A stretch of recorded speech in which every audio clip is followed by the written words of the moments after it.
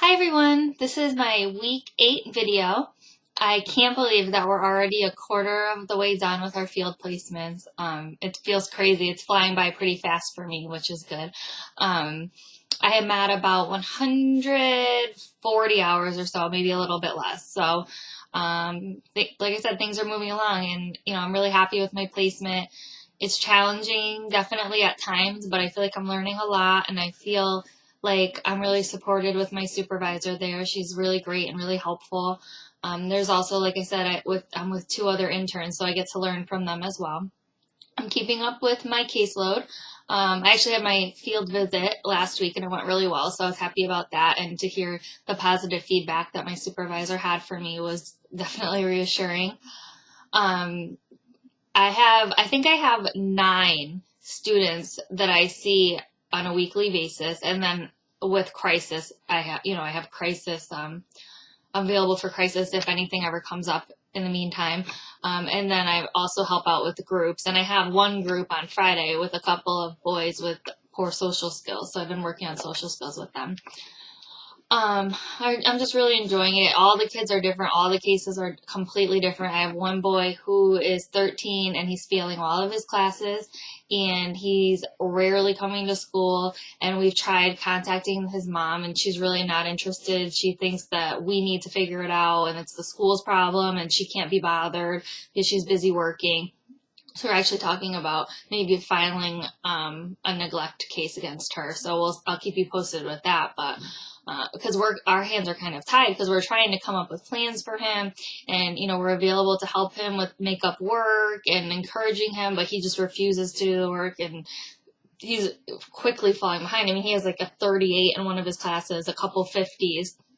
And he's not going to be able to go to the high school if he keeps on this track. And it's hard without the support at home, especially when he's coming late almost every day that he's there and then missing multiple days.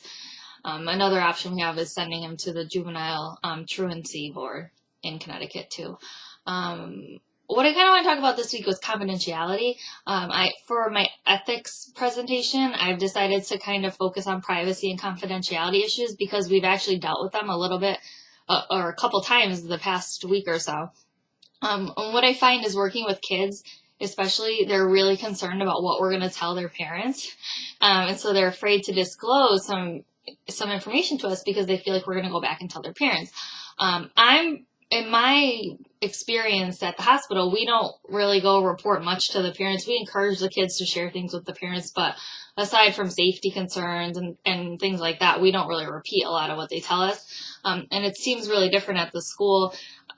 We had a girl who was around when her friend was engaging in some pretty risky behavior. And so we did, with her permission, we talked to mom about it all together, which worked out well. But then at the high school, today, I guess one of our patients, because we only go there once a week, not patients, students, the week we were at the alternative high school, the day we were at the alternative high school, we see this one girl, and apparently she saw one of the other social workers since we weren't there yesterday and had told her a story about how boys were calling her and asking her to do inappropriate things with them over the weekend. And the social worker told the principal, and the principal made the social worker call her mother. And she was very upset, and she didn't want her mom to know, and she was afraid, and she said she didn't do anything. And she truly didn't do anything, just these boys were making, rude phone calls to her. And the principal made the social worker call her mom and tell her what was going on. And she has a really strained relationship with her mother. She's our student, our client. We've been working with her since the start of school and working on the communication with her and her parent.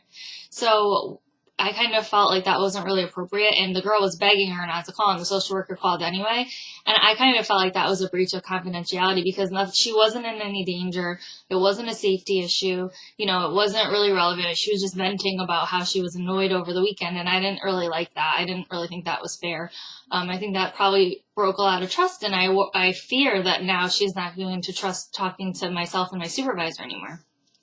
So I just kind of want to see what you guys think about it. Like, do you think that we should be, relaying all this information to the parents?